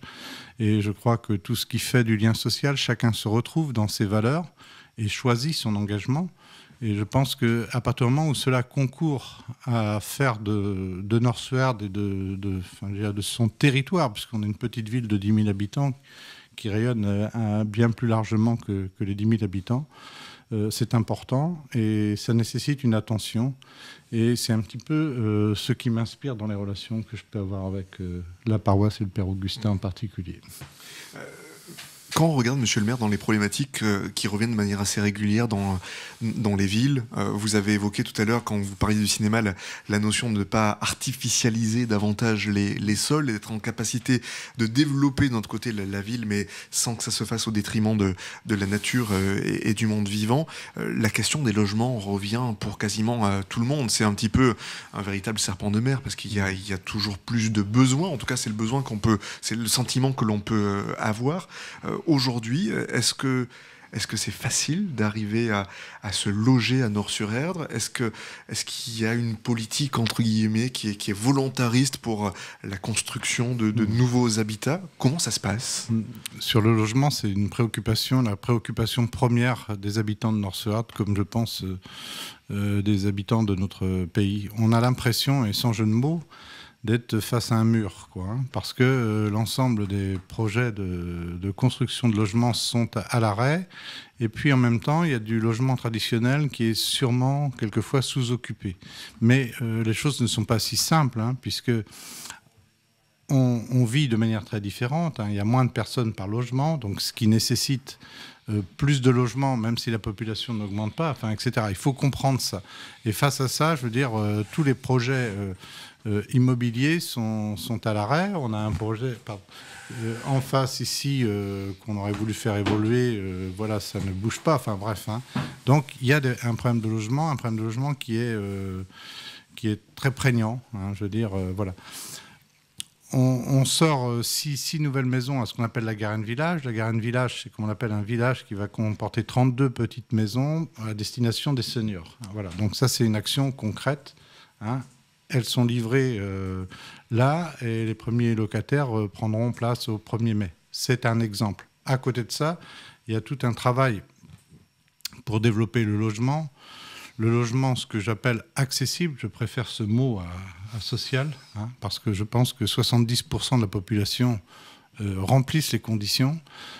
Ces logements accessibles, on a quelques projets, et je dois bien le dire, qui sont plutôt à l'arrêt aujourd'hui. Donc, il y a à la fois un travail pour faire du logement de l'offre, et puis travailler sur des choses un peu plus, je dirais, fines sur comment on peut aussi densifier les logements actuels, parce que dans le logement ancien, il y a aussi tout un potentiel qui est sûrement loin d'être exploité, mais qui n'est pas facile à exploiter, parce qu'il est normal, toute personne a un attachement à son logement, voire à la propriété, et je dirais, donc il y a à la fois un aspect de politique publique, par l'État, mais qui est relayé par les régions, les départements et l'action des communes, mais aussi une dimension que je qualifierais d'irrationnelle, pour moi, mais qui n'est pas peut-être pour d'autres, d'attachement, de faire évoluer aussi la manière de se loger.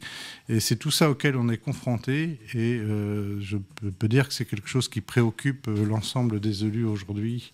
Et pour répondre à ces demandes de logement, on a chaque semaine un certain nombre de rendez-vous de gens qui sont désemparés parce qu'ils ne savent pas comment se loger. Je pense notamment aux plus jeunes, où l'accès au logement est compliqué du fait du coût, aux familles monoparentales. Voilà, donc il faut à la fois toujours se re-questionner et réfléchir sans cesse à la manière de pouvoir avancer sur ce sujet-là, mais le contexte est particulièrement difficile. Vous avez mis la priorité sur l'accès au logement, les logements accessibles au plus grand nombre. Vous parlez même d'étudiants et de leur accessibilité.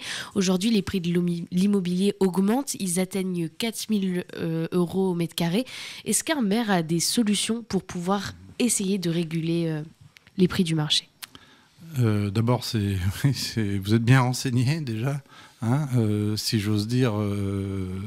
Pas le fait que vous soyez bien renseigné, mais malheureusement, le coût au mètre carré, même à Nort-sur-Erdre, est très élevé, Alors, on a des projets avec le BRS, le bail réel solidaire, qui permet d'atténuer le prix. C'est-à-dire que la personne qui va acheter ce logement-là ne va pas payer le foncier. Et il y a des des conditions qui évitent aussi, comme ce sont des prix quand même plus accessibles, la spéculation, parce qu'il ne s'agit pas d'acheter un logement à bas prix et puis après de le revendre et de faire une spéculation derrière. Donc c'est tout un travail. On essaye aussi de faire de la location, mais aussi de l'accession sociale. Donc je vous passe les détails avec les différentes formes, parce que c'est un petit peu complexe et je dirais un peu rébarbatif, tous ces cycles-là. Mais dans les projets, on essaye d'atténuer ce prix-là. Et puis quand je parle d'accession sociale, donc évidemment, c'est en dessous des prix. Parce que le prix que vous me donnez, ce sont les prix du marché libre. Dans les nouvelles opérations, on est à peu près à 25% d'accession sociale et plus, certaines opérations, on va jusqu'à 40%. Donc, parce qu'ici, on est ce qu'on appelle... on travaille là avec en intercommunalité sur ces sujets-là. On a un plan local de l'habitat et Nord-Sur-Erdre est considéré comme un pôle structurant. Et a eu la reconnaissance de petite ville de demain. C'est la seule commune de l'intercommunalité qui a cette reconnaissance par l'État. C'est-à-dire qu'on considère que c'est une ville qui doit permettre de proposer des services, de l'habitat, de l'enseignement, etc., du commerce, de l'emploi, à un bassin de vie que l'on estime à peu près à 30 000 habitants. Et donc, dans la perspective des logements, on nous demande et on participe, donc on s'impose nous-mêmes aussi un pourcentage de logements accessibles qui soit plus élevé que des communes que je qualifiais d'un peu plus petites, avec tout le respect que j'ai pour ces communes-là. Mais voilà, donc on est très volontariste sur ce sujet-là. Mais je dirais qu'aujourd'hui, le volontarisme ne suffit pas. Il nous faudrait des conditions plus importantes. Concrètement, nous sommes propriétaires du foncier. Il faut donner le foncier aujourd'hui. Et encore, ce n'est pas toujours suffisant pour qu'un projet puisse démarrer. Tant qu'on est sur des politiques volontaristes, et dans les 2 minutes qui nous restent, je serais curieux d'avoir votre regard sur tout ce qui touche aux pesticides. Je sais que vous avez pris des positions justement pour éviter que les pesticides ne soient trop présents ici à Nord-sur-Erdre. Je suis un petit peu connu pour ça. Ouais. On a une nappe phréatique. Ce soir d'ailleurs, il y a une réunion pour soutenir un projet de loi.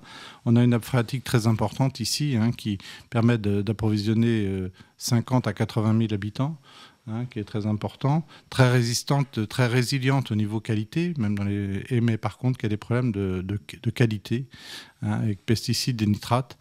Donc évidemment, je suis membre d'Atlantico, le syndicat départemental, et on ferraille, je vais le dire ça comme ça, pour regagner la qualité de cette eau-là. Parce que je pense que c'est un combat qui est très important.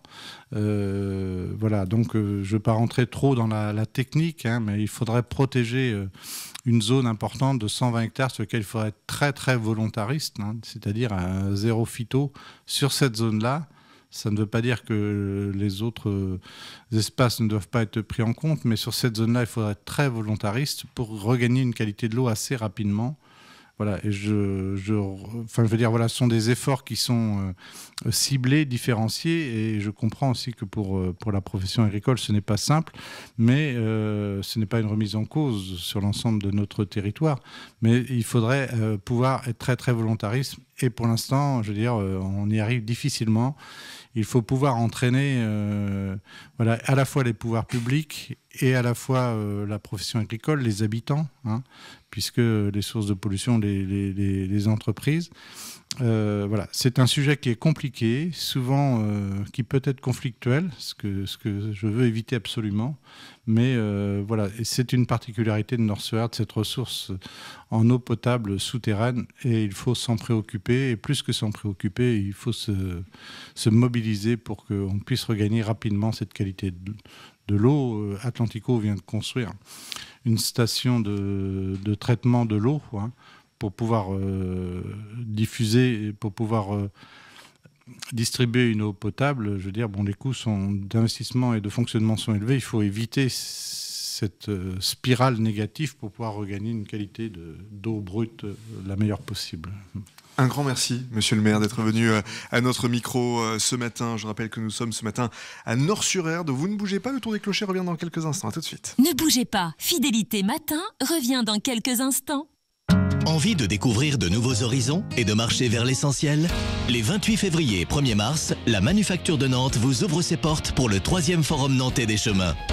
Rencontrez plus de 35 associations de passionnés, participez à des ateliers comme préparer son sac à dos, échanger avec des auteurs, découvrez une boutique de matériel de marche et laissez-vous inspirer par une exposition d'aquarelles.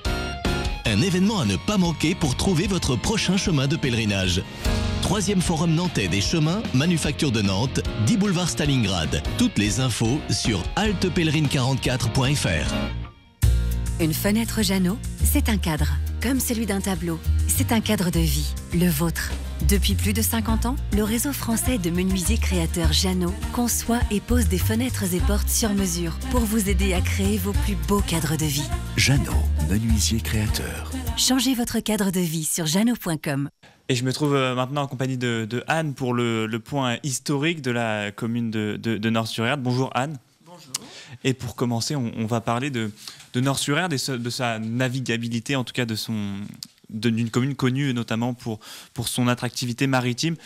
Pourtant, l'attractivité maritime, elle a commencé assez tard à Nort-sur-Erdre, puisqu'il a fallu attendre l'évêque de Saint-Félix, notamment au VIe siècle, c'est ça?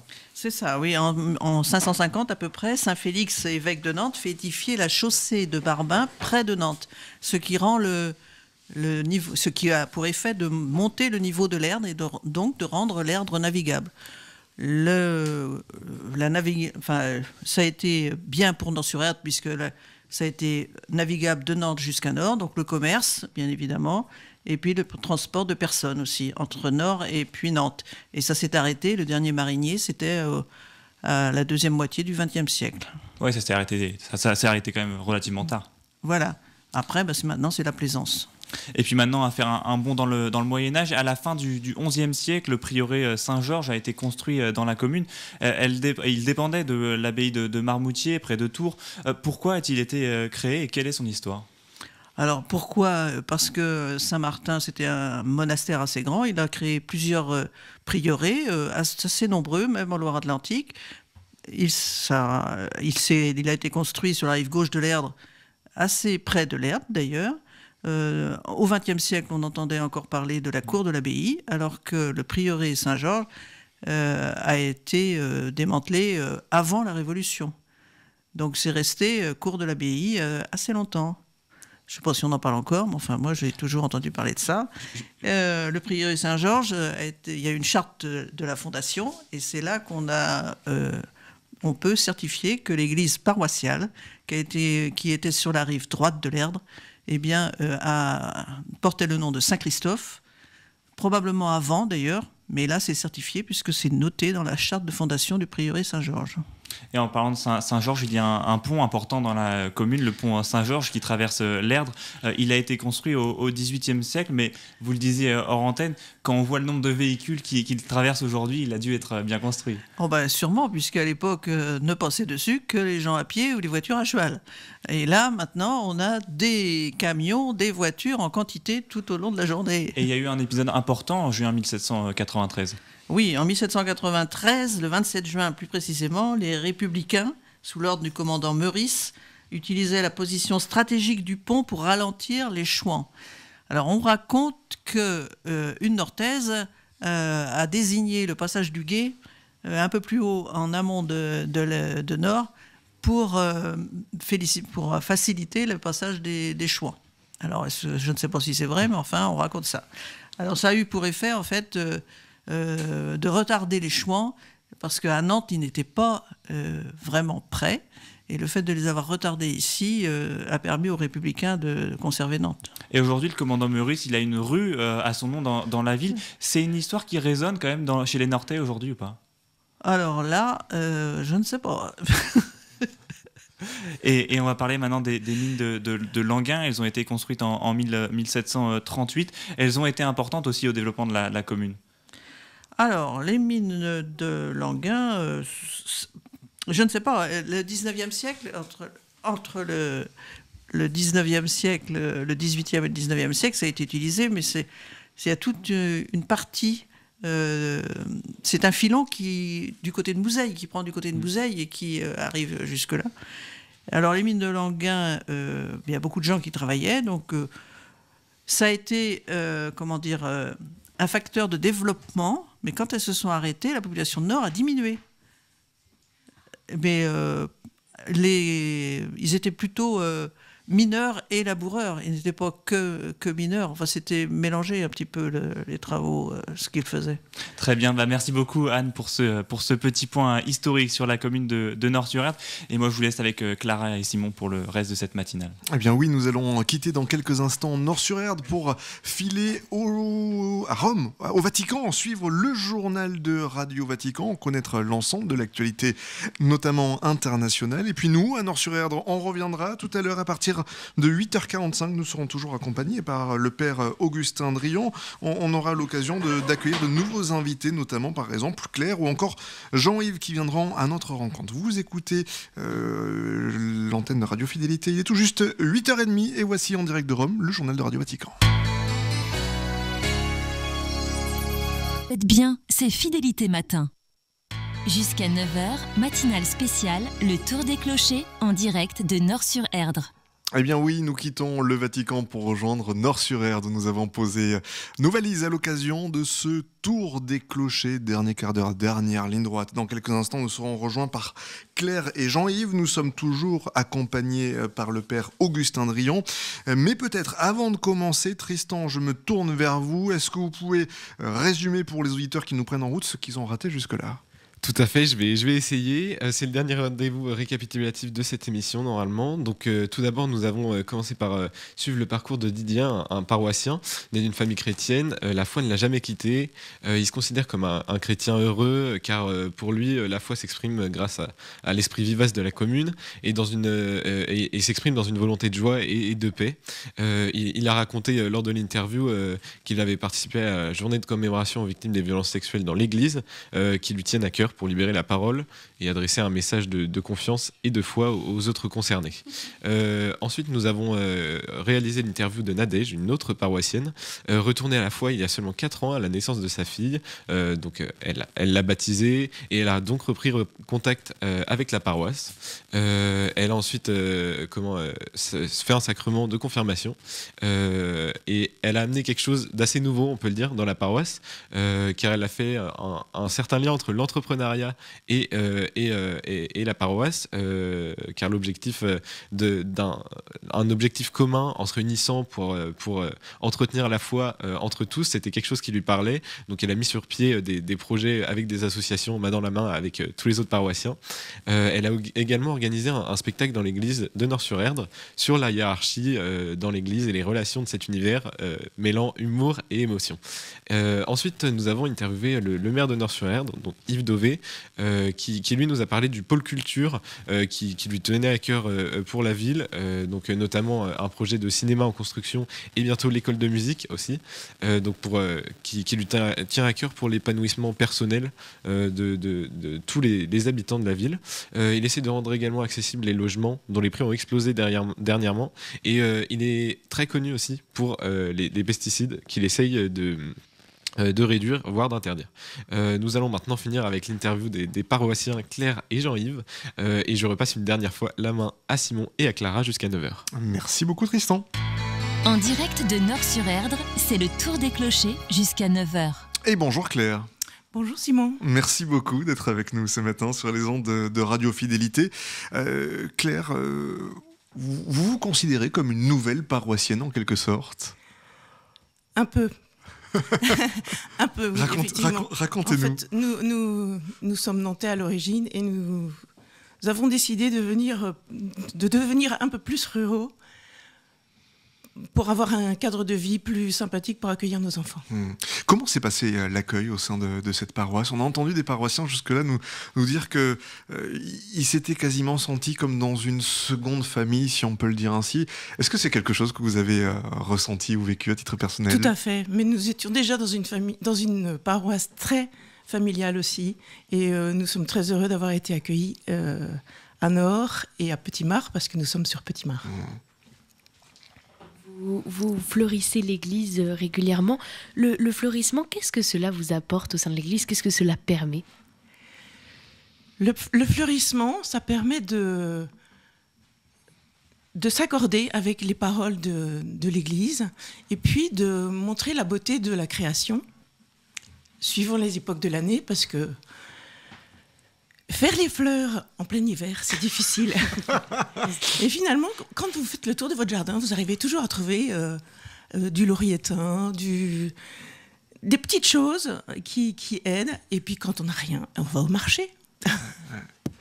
Père Augustin, ça fait partie de ces petites choses, mais qui font concrètement tous les petits détails de la vie d'une paroisse, parce que le fleurissement, on pourrait se dire que c'est presque anecdotique, mais pour autant, c'est ce qui montre la vie au sein de cette communauté. Eh bien, c'est pas si anecdotique que cela, parce que je vois bien, moi, dans mes paroisses, certains clochers qui sont fleuris, et quand il y a des fleurs, on se dit qu'il y a une équipe derrière et que la paroisse est vivante. Et puis d'autres clochers qui sont beaucoup moins fleuris, et là, on se demande si la communauté est vivante. Voilà, donc c'est le signe pour moi de la vitalité aussi de la communauté, une église bien fleurie. Claire, comment vous voyez votre engagement évoluer au sein de cette paroisse? Est-ce que quand on arrive avec des intentions et puis elles sont rebattues par le temps qui passe et les gens que l'on croise? Je suis arrivée sans a priori, mais j'ai fait un deal avec le bon Dieu.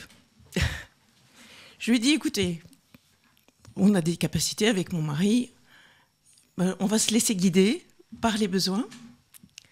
Et finalement, ça s'est fait tout seul et les appels ne se sont pas fait attendre. Ouais. D'abord, on nous a demandé si on pouvait faire partie de l'équipe d'adoration, ce qui est important pour nous. Et puis ensuite, pour le fleurissement. Et alors c'est drôle parce qu'en fait, c'est en discutant avec les gens, quand vous dites que vous aimez les fleurs, on vous dit « Ah bah tiens, vous ne pourrez pas venir à l'équipe de fleurissement ?» Bon, voilà. Et puis ensuite, ça a été une demande pour s'occuper de l'éveil à la fois des petits de 7-8 ans. Ça a été aussi pour participer à la chorale, pour convoiturer une voisine de 90 ans pour venir à la messe dominicale. C'est pour accueillir des paroissiens qui étaient en pèlerinage sur les différents clochers. Et en fait, ça se fait tout seul. Il ne faut pas se poser de questions. Il faut se laisser faire avec confiance. Et voilà, se donner. Ouais, se donner, exactement, c'est vraiment ça, c'est se donner. J'imagine que ça doit être relativement enrichissant quand on se retrouve avec notamment les plus jeunes, parce qu'ils ont un regard totalement neuf sur la foi. Oui, alors j'ai fait la catéchèse du CP jusqu'à la première, et j'ai une certaine... pas une habitude, mais ça aide à revenir avec les petits. Et puis j'ai une grand-mère qui a été tellement merveilleuse qu'elle nous a baignés dans la foi. D'une certaine façon, vous considérez que vous transmettez comme votre grand-mère a pu vous transmettre par le passé? Ma grand-mère et ma maman, beaucoup. Ouais. On voit, Père Drillon, l'importance quand même que jouent les parents. C'est pas la première fois, là c'est Claire qui nous le dit, mais de manière récurrente, et même d'ailleurs pour vous, la famille, c'est un pilier essentiel dans la foi. Et moi je me souviens d'une équipe de catéchisme que j'accompagnais il y a quelques années, des élèves de 6e, ils étaient 6, je leur ai demandé qui leur a parlé de la foi, et pour 4 d'entre eux, c'était leur grand-mère. Donc, d'où l'importance des grands-mères, des grands-parents pour transmettre l'amour de Dieu. On va se tourner vers Jean-Yves, si on peut juste tourner le micro pour voilà, vous aurez la stéréo à gauche et à droite. Bonjour Jean-Yves. Bonjour Simon. Je propose que Clara peut-être vous pose la première question. Jean-Yves, vous êtes devenu paroissien par le biais du parcours Alpha. Est-ce que vous pouvez un peu nous expliquer en quoi cela consiste ? Là, je pense que les auditeurs connaissent bien le parcours Alpha dans son principe. Alors, ça allie à la fois donc beaucoup de fraternité, convivialité, avec un temps d'échange autour d'un repas, et puis un enseignement suivi d'un petit groupe. Donc ce petit groupe qui permet de retrouver quelques invités. Et c'est un moment très important, ce petit groupe d'échange entre les différents participants. Le père Augustin, on parlait tout à l'heure des outils numériques qui permettaient d'aller un petit peu aux périphéries. Est-ce que vous considérez que le parcours AFA, c'est aussi une façon d'aller toucher des gens qui sont un peu plus éloignés de la foi, de les ramener vers le cœur de la communauté ? Oui, complètement, tout à fait. En fait, il y a effectivement les annonces dites dans l'Église. Et puis, il faut aller au-delà. Sur les parvis, on entendait ce matin le dimanche des parvis. Effectivement, il faut aller sur les parvis pour contacter d'autres personnes. Et là, je suis content ce matin parce que je retrouve une personne avec laquelle on a fait cette démarche début décembre pour annoncer le parcours Alpha. En fait, on a une banderole là, qui est sur le parvis, enfin sur l'église. Bien souvent, on ne fait pas attention visuellement au paysage qui nous entoure et on provoquait un peu les différents passants qui allaient faire leur marché pour leur dire tiens, voilà ce que ça veut dire le parcours Alpha. Et quels sont les fruits de ces parcours ? Alors ça c'est un peu délicat parce que je dirais que chacun a son histoire et puis ce qui peut se passer dans le cœur des différents participants. Voilà, et c'est très riche, mais on a quelques personnes, voilà, même beaucoup de personnes, on peut dire, qui ont fait le parcours et qui sont marquées par cette démarche. Et voilà, c'est très important. Claire, vous souhaitiez réagir ? Oui, avec mon mari, nous avons été responsables pendant 4 ans du parcours Alpha à Nantes. Et en fait, les fruits, ce sont parfois des demandes de sacrements, parce qu'à la fin du parcours, on propose d'autres vues sur l'Église et on a proposé des sacrements. Du coup, il y a eu des demandes de baptême, des demandes de confirmation, de première communion et aussi de sacrement des malades. Donc, nous sommes un peu un intermédiaire en fait. Nous, à Nantes, on va aussi avec notre paroisse dans la rue, interpeller les gens sur leur foi et... Le parcours d'Alpha, il permettrait en fait d'ouvrir une porte plus facile, plus accessible à la religion à tous. Exactement. D'ailleurs, dans le parcours Alpha, nous avons cette image du Christ qui est devant la porte. Et je suis là, je me tiens devant la porte et voulez-vous ouvrir ? En fait, c'est ça ce qu'on propose aux gens qu'on rencontre. Jean-Yves, j'aimerais bien qu'on prenne dans le peu de temps qui nous reste quand même un moment pour évoquer le dimanche des parvis. Le premier dimanche des parvis a eu lieu il n'y a pas très très longtemps de cela. Est-ce que vous pouvez nous expliquer en quoi ça consiste ce dimanche des parvis ? Là, je vais travailler en stéréo avec le père Augustin puisque moi je l'ai vécu en participant et en fait j'étais très étonné en fait du nombre. Heureusement étonné, je dirais, du nombre de participants. On était environ 300 personnes au collège à côté là, de Saint-Michel. Donc là, ce sont des parents qui accompagnaient, et puis aussi des enfants qui accompagnaient par rapport à ces démarches de baptême et de confirmation, pour la démarche de sacrement. Et puis voilà, ça a été pour moi une réussite un peu débordée, je dirais, par rapport au nombre de participants. Une des grandes caractéristiques de Dimanche du Parvis, que c'est un peu Dimanche autrement aussi, c'est d'accueillir les gens en famille. On accueille des petits-enfants jusqu'aux adultes avec une proposition à chacun. Et c'est ça qui a permis, je pense, le succès avec les familles qui pouvaient venir complètement, quoi. Voilà. C'est ça la grande nouveauté, avec le temps de formation, d'accueil le matin, le pique-nique très sympathique, très fraternel l'après-midi, ce qui permet de vivre une messe ensuite pour des gens qui n'ont pas l'habitude à la messe, de manière très fraternelle, très détendue, très décontractée. Très belle messe. Voilà. L'objectif, c'est que ça revienne de manière régulière. 4 fois par an, on va faire 4 fois par an, et puis peut-être qu'un jour, ce sera tous les dimanches, hein. Mais pour l'instant, ça nous demande beaucoup d'investissement, donc ça sera 4 fois par an. Avant qu'on se quitte, il nous reste même pas 2 minutes pour aller jusqu'à 9h, Père Augustin. Quels sont pour vous les prochains chantiers que vous aimeriez mettre en place sur la paroisse? Est-ce que vous avez des objectifs à court, à moyen terme? Est-ce qu'on essaie de se fixer des points à atteindre?